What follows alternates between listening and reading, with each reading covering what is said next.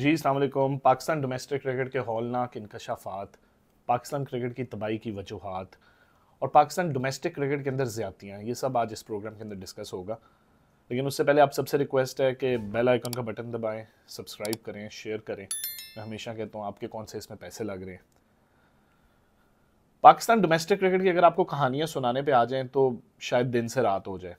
जिस तरह के लड़कों की इन्होंने ज़िंदगियाँ तबाह की हुई हैं और जिस तरह के लड़कों ने ये सफ़र किया है ये डोमेस्टिक क्रिकेट और डोमेस्टिक कल्चर को, इसकी कोई मिसाल ही नहीं मिलती। पाकिस्तान के अंदर 3 तरह की ट्रॉफीज होती हैं। कायद-ए-आज़म ट्रॉफी, प्रेसिडेंट कप होता है जो आजकल हो रहा है, और पैट्रन्स ट्रॉफी जो ग्रेड 2 की क्रिकेट टीम्स खेलती हैं। और इन सबको क्वालिफाई करने के लिए पाकिस्तान में आप लोगों को 3-4 काम करने बहुत ज़रूरी हैं। इन्होंने डोमेस्टिक क्रिकेट के अंदर जो रीजन्स की क्रिकेट है उसके अंदर कोचेस को इतना पावरफुल कर दिया है कि कोचेस अपनी मर्जी की टीम बैठ के बनाते हैं सेलेक्टर्स के साथ। जब वो टीम बन जाती है 16 की, तो उस टीम के अंदर जो एक कप्तान होता है बेचारा, वो जो न्याना जिसको कहते हैं न्याना होता है, वो इतना इन्फ्लुएंस होता है कोच के इन्फ्लुएंस के अंदर इतना होता है कि वो अपनी मर्जी की टीम खिला ही नहीं सकता। वो कोच उसको हल्की सी घूरी देता है, क्योंकि वो बेचारा खुद आगे अपनी क्रिकेट, अपने फ्यूचर के बारे में सोच रहा होता है कि मैंने आगे किस तरह खेलना है।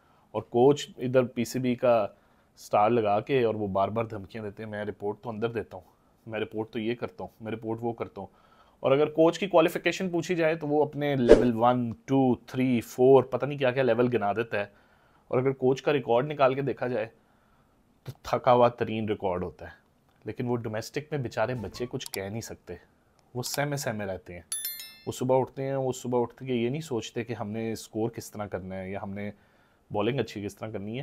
वो सिर्फ ये सोचते हैं कि हमने कोच को सलाम करना है, हमने कोच का जो असिस्टेंट चमचा है उसको सलाम करना है, कोच इस चीज़ से नाराज़ तो नहीं हो जाएगा। और कोच साहब 10 मैचों का अगर टूर्नामेंट है कायद-ए-आज़म ट्रॉफी, तो कोच साहब 7-7, 8-8 मैच एक लड़के को खिलाई जाएंगे। वो बाद में 3 साल 4 साल बाद जाके पता लगता है वो लड़के ने उस सीजन का 5 लाख रुपए कोच को दिया था। वो कुछ नहीं करता प्लेयर, लेकिन वो एक आधा ही चौका मारता है तो कहते हैं वाह क्या शॉट मार दिए इसने। बाकी टीम 100 करके थकी होती है, प्लेयर परफॉर्म करके थके होती हैं, लेकिन कोच मजाल है कि कोई तारीफ कर दें या कोई उसकी अच्छी चीज़ बयान कर दे। सबसे बड़ा जो जुल्म हम लोगों ने किया ना डोमेस्टिक क्रिकेट में यंगस्टर्स के ऊपर, वो ये है कि कोचेस को इतना पावरफुल कर दिया। कोचेस का काम क्या है क्रिकेट के अंदर? ये कोचेस की हालत मैं आपको यकीन से बता सकता हूँ। ये जो डोमेस्टिक के कोचेस हैं इनकी हालत अगर आपने देखनी है ना, तो कभी जब शुएब अख्तर खेल रहा होता था या वसीम अकरम खेल रहा होता था या कोई अच्छा सुपरस्टार परफॉर्म करने वाला प्लेयर खेल रहा होता था, ये चून ही निकलती थी इनकी। इनको ये जुरत नहीं करते थे उनको कुछ बताने की। वो कहते थे चल उथे जाके बह जा बच्चियां 10 बल्ला के में पढ़ना है। मतलब ये क्या बताएंगे जिसने खुद सारी जिंदगी जब फास्ट बॉलर लगता हो, कोच माशाल्लाह जाके बाथरूम में छुप जाए और कहे मेरा पेट खराब है, वो क्या बताएगा एक 10,000 स्कोर करने वाले प्लेयर को। जो डिस्ट्रिक्ट लेवल है वहाँ से ही बेमानियाँ और ये सब कुछ शुरू हो जाता है। आप डिस्ट्रिक्ट लेवल में कई लड़कों ने स्कोर किया होता है, उनको फर्स्ट क्लास टीम में नहीं डालते, उसकी वजह होती है वो कोच जाके एसोसिएशन के प्रेसिडेंट को कहते हैं, पीसीबी में कहते हैं नहीं नहीं सर इनका हाथ सही नहीं आ रहा, नहीं सर इन्हों पहले भी चांस देता है इन्हें कुछ नहीं किया, नहीं सर ये लड़के का जो है ना एटीट्यूड अच्छा नहीं है सर, डिसिप्लिन का बड़ा मसला है। ये ही हमारी एक दर्द भरी कहानी है पाकिस्तान की डोमेस्टिक क्रिकेट में। और अच्छे अच्छे प्लेयर बेचारे इधर ही रुलते रुलाते, कोई कहीं नौकरी कर रहा होता है, कोई फूड पांडा में डिलीवरी कर रहा होता है, उन बेचारों के करियर तबाह कर देते हैं। इसी तरह ही डिपार्टमेंट क्रिकेट में, अब डिपार्टमेंट क्रिकेट के अंदर जो मैनेजमेंट होती है वो मैनेजमेंट भी डिपार्टमेंट की ही मैनेजमेंट होती है। वो प्लेयर जो है वो बेचारा सहमा ही रहता है कि ये कोच है, ये असिस्टेंट कोच है, ये फलाने डिपार्टमेंट के मुलाजिम है, ये आगे जाके बॉसों को बता देंगे हमारी नौकरी चली जाएगी। इस डर के अंदर और इस सब सफोकेशन के अंदर आप फिर भी प्लेयर निकाल लेते हैं, बड़ी बात है, लेकिन आप कभी भी वर्ल्ड क्लास टीम नहीं बन सकेंगे। जिस तरह ऑस्ट्रेलिया है ना, जिस तरह इंग्लैंड, न्यूजीलैंड, उनके कल्चर्स और हैं, वो कोचेस के साथ फ्रेंडली भी होते हैं, कोचेस के साथ बातें भी करते हैं।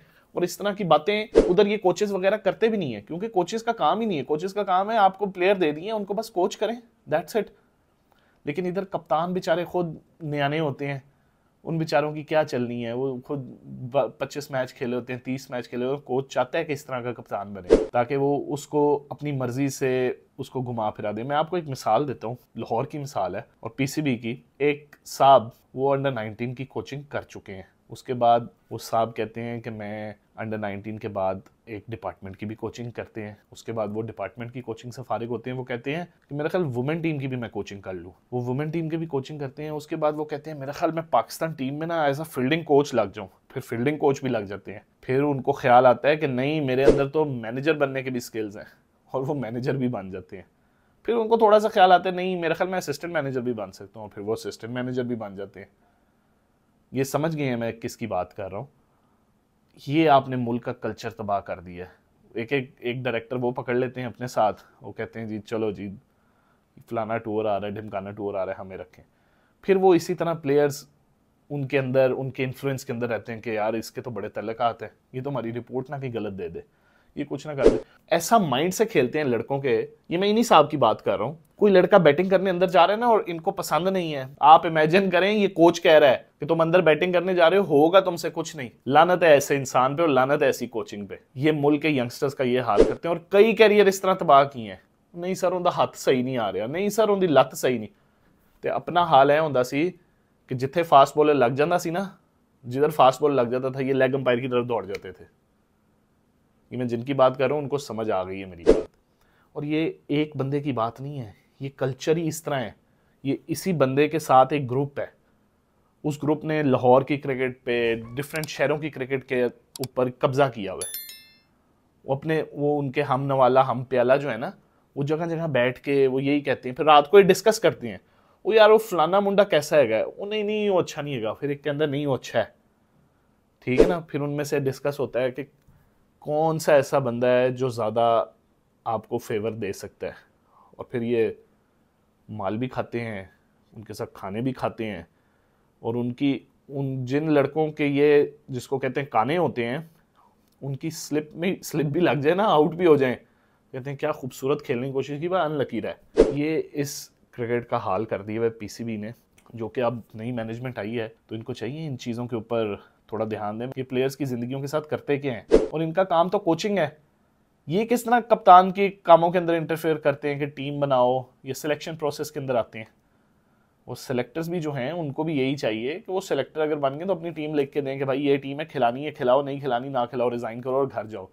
लेकिन रिज़ाइन कभी नहीं करेंगे क्योंकि महीने की तनख्वाहें लगी हुई हैं। आपको ये चीज़ समझनी चाहिए, इधर कोई भी प्लेयर बनाने का प्रोसेस नहीं है। प्लेयर बनाने का प्रोसेस होता है स्कूल क्रिकेट से, कॉलेज क्रिकेट से, सबसे इंपॉर्टेंट क्लब क्रिकेट से। ये जितने भी कोच आपको नौकरियां करते नजर आ रहे हैं, ये कभी किसी क्लब के मैच में जाके क्लब का मैच पूरा नहीं देखेंगे 40 ओवर का। आप यकीन करें ये सिर्फ और सिर्फ बैठे होते हैं नेशनल क्रिकेट एकेडमी ठंडी हवाओं में, वहाँ खाना भी खा रहे होते हैं, थोड़े से पैसे दे देते हैं कि हम लोग कोचिंग स्टाफ हैं, पीसीबी के एम्प्लॉय हैं, खाना खा रहे हैं, सारा दिन बैठ के चुगलियां करेंगे। यही वजह है कि पाकिस्तान की क्रिकेट नीचे जा रही है। कभी इनके पास बैठ जाएं तो कभी ये नहीं कहेंगे कि क्लब क्रिकेट ऊपर लेके जाओ, कभी ये नहीं कहेंगे कि क्लब क्रिकेट में पैसे फेंक दो जी, 1 करोड़ रुपया 2 करोड़ रुपया किसी और, वो कहते हैं सारा कुछ हमारे पास आ जाए। ऐसे लोगों से जितनी जल्दी हो सके पीसीबी को चाहिए जान छुड़ा लें, जो 2004 से लगे हुए हैं और वही रिपीट रिपीट रिपीट, और हर चीज हर तरह की नौकरी वो कर गए, सिर्फ बावर्ची बनना रह गया। ये एक पीसीबी के ऊपर इतना बड़ा ये बोझ है कि ये प्लेयर्स को आगे नहीं आने देते, प्लेयर्स को मेंटली तबाह करते हैं।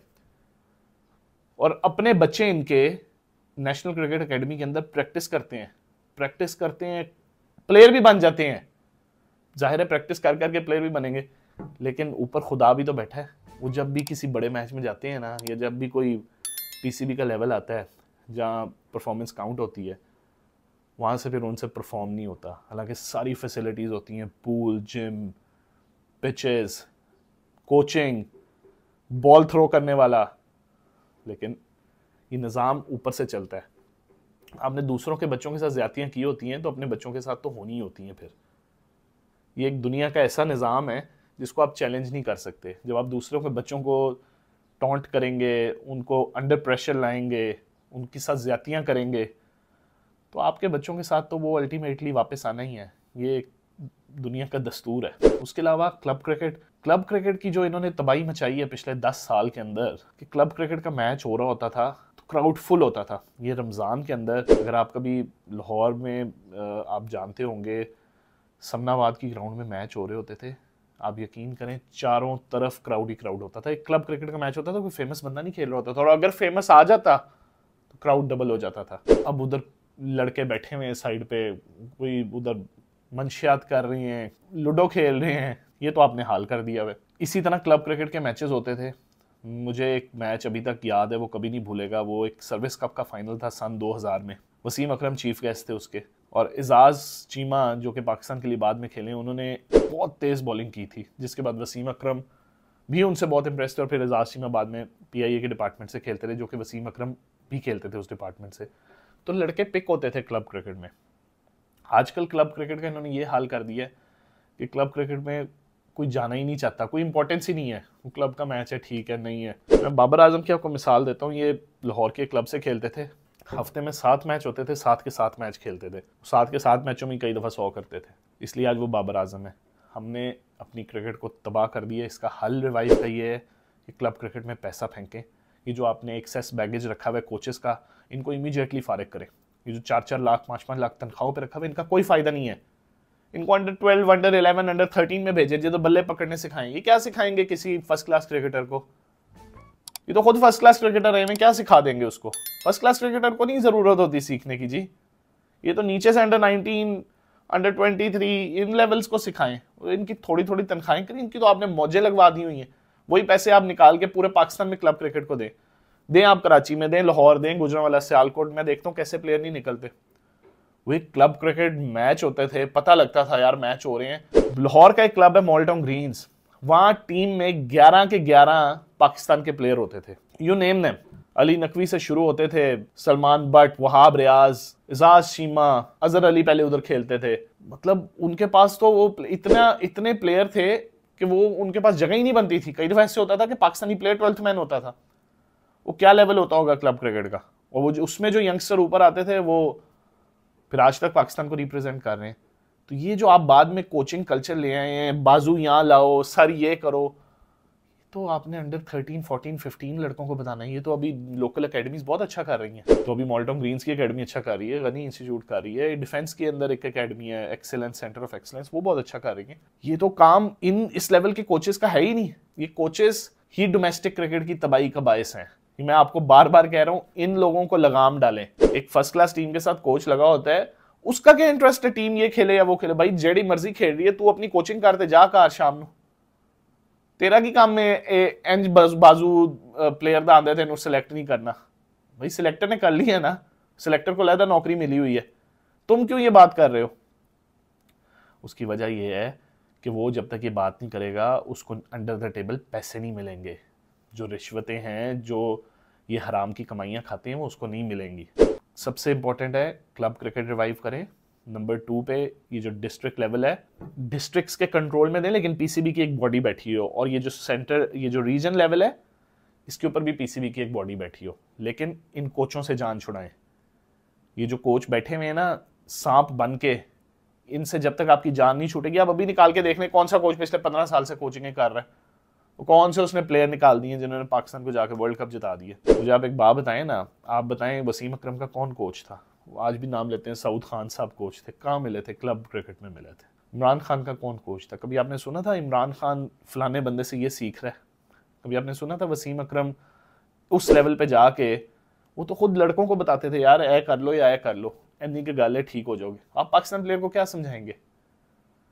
एक वाकया याद आता है, वो बड़ा फनी वाकया है। एक पाकिस्तान का प्लेयर, रिसेंट टाइम्स की बात है, बहुत अच्छा प्लेयर, वो 100 करके आता है, बाहर आता है, तो कोच साहब उसको कहते हैं कि यार बड़ी गल है, तू ऐस टेक्निक नाल 100 कर लिया।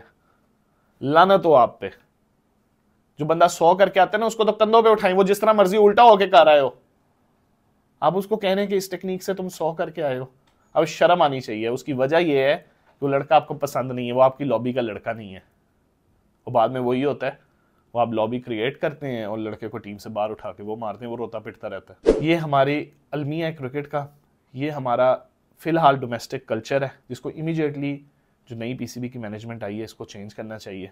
अगर आप चेंज नहीं करेंगे तो फिर over and over again same, you are going to repeat the same mistakes, और इस तरह कोई फ़ायदा नहीं होगा। आप ऑस्ट्रेलिया की तरफ देखें, वो जो गलतियाँ उन्होंने की हुई हैं वो गलतियाँ दोबारा नहीं करते हैं।